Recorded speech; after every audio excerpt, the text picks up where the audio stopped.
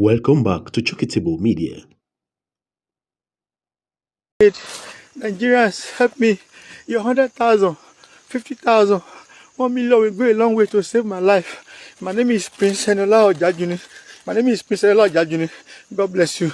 Aderomu, please help me to spread this video. The Afenifere president or the youth leader has been released from the kidnappers' den. You will remember when he was kidnapped, taken into the forest, into the bush, tied down like an animal, gun pointed at him onto his chest. In fact, he was shot in his butt severally. I think about 4 places like that. But alhamdulillah, the guy has been released and is right here on stage giving the account of what happened to him in the hand of his kidnappers. It's so pathetic that the case of kidnapping is very, very rampant in the land right now. This is a case that happens every day. You wouldn't even know how to move from your house to wherever you're going to, from one point to the other.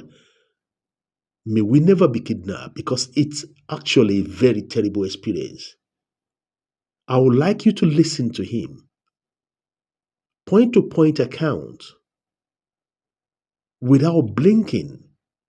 In fact, you will be shocked on the way he was treated.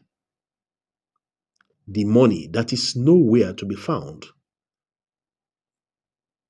must be found at all cost if you actually need your family, your friend, your person, if eventually he was kidnapped. It is not only kidnapping that is so surprising to everyone in the land. The rate of Fulani terrorism, the herdsmen killing people everywhere.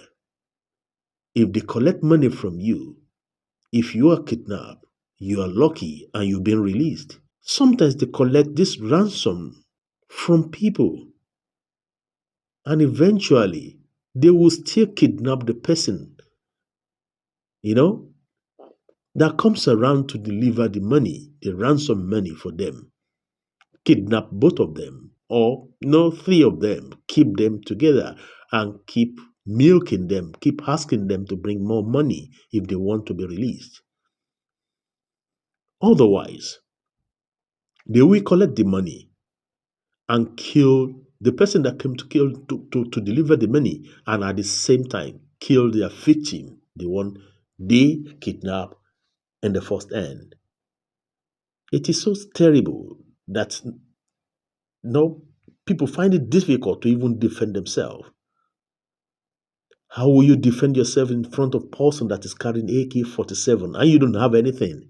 Will you use your bare hand to defend yourself? Definitely no. Even if you defend yourself, you have, an upper hand against the guy that kidnapped you.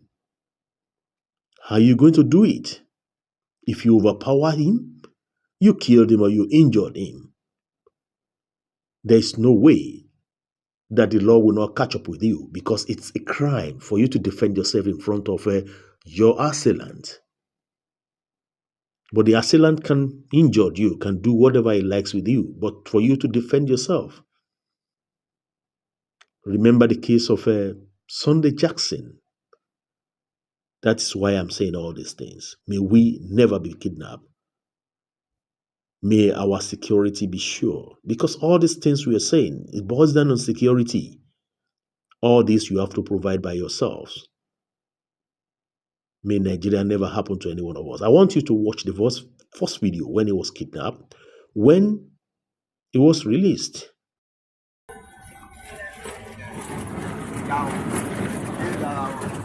I've been released. I was released in Ibilo.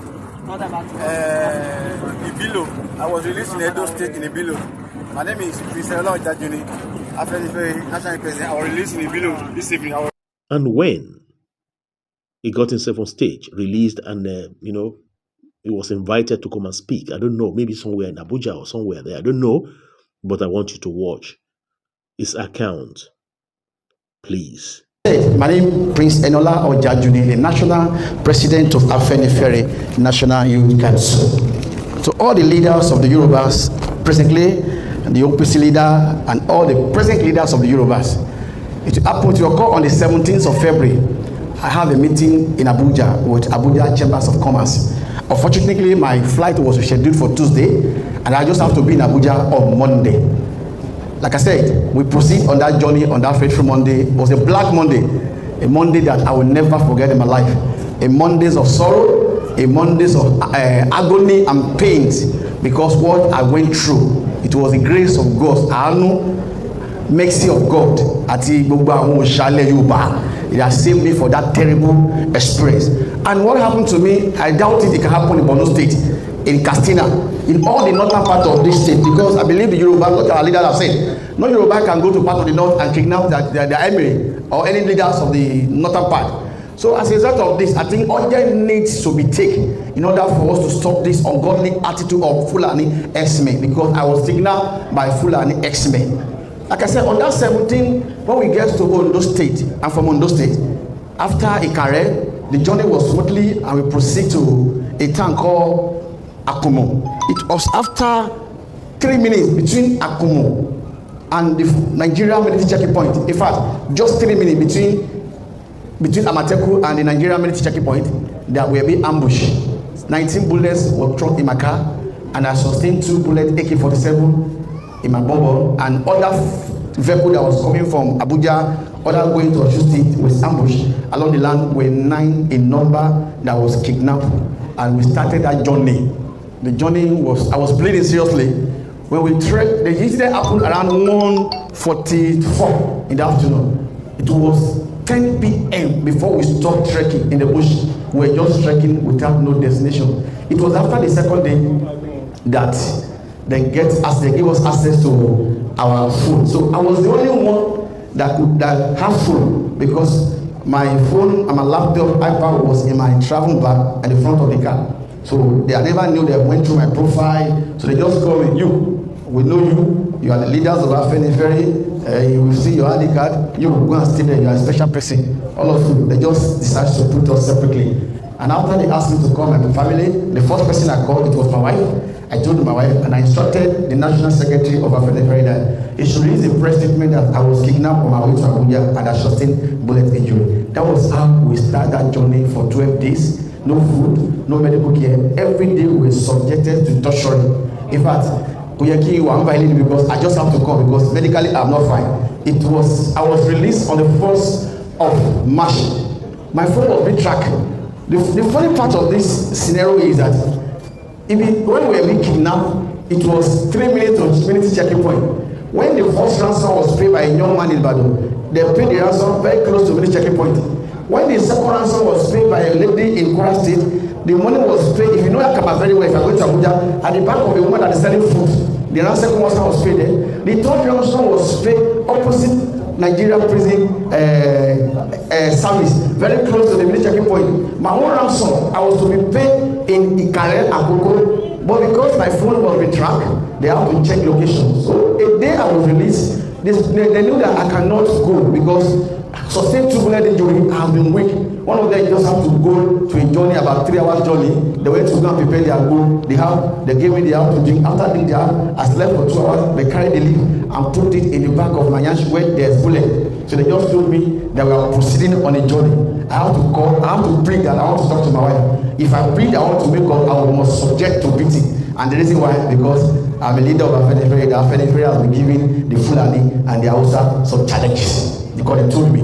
The point where I'm going, that every Yoruba, every sons and daughters of Yoruba must rise and must defend our land. I'm so glad that we have thousands of OPC here. It's a funny thing that the so-called Amateku, let me just put it that way, they've turned into a political appointment. May his soul rest in peace, my great governor, Rotimi Akeredolu. If the man is alive, I can assure you that it will enforce all the Amateku in Southwest to go after those people. Since Akeredolu have died, Amatekun, they don't function like they will be functioning. So, as I was saying, so on that day, they told me we are going on a journey. I just have to look at the time. The time was, that was on the 28th of February. The time was 3 or 4:23. We started the journey between 43 until the second day, 5 a.m. We're trekking in the bush. No food, no water. In the morning, they asked me to call my wife. I called my wife. My wife said the ransom has complete. I paid much of amount of money. Nigeria stood up. London, everybody, my family contributed money so that I won't be able to die. But thank God that I came out alive to tell my story, because a lot of people have been kidnapping, but they fear us. They can't come out to say all this.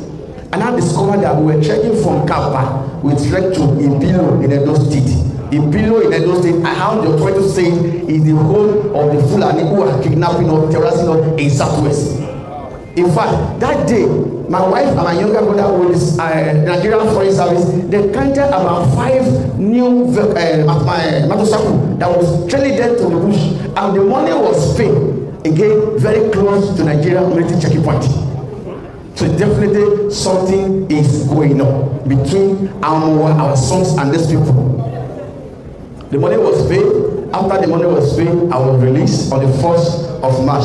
Then they took me to Ikaraja Hospital where the first surgery was commenced and the second surgery was done about 2 weeks ago. But my message to Southwest Governor, because their first priority is to protect life and property. A place where there's insecurity, there's no how you can create jobs, there's no how investors want to come to that state. No matter how the potential of resources you want to have, nobody will come and invest. I have a message for Ondo State Governor, very important.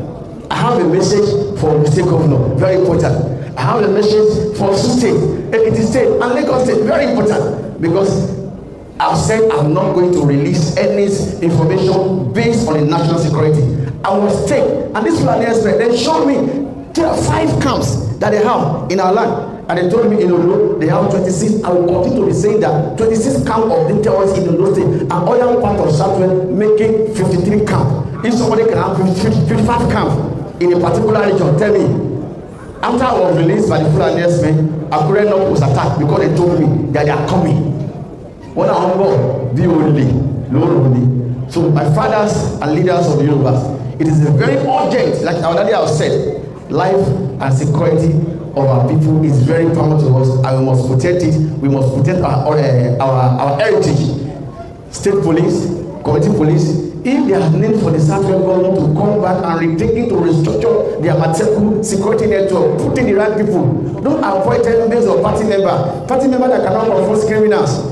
Put in the right people that can be able to save the lands of Yoruba. And Mr. President, you have the right to do the same thing now because you are Yoruba, so that your name can be right in good. All this that is happening, it cannot happen to anybody in the north. Now it's happening in those states. Nobody is supporting jungle justice.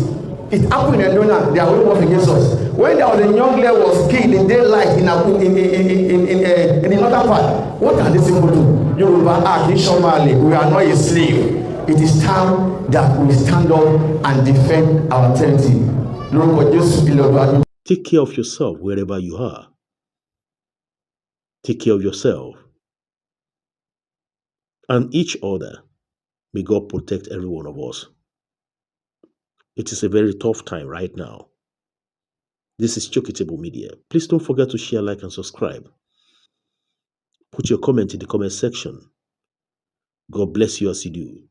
See you next time. Bye for now.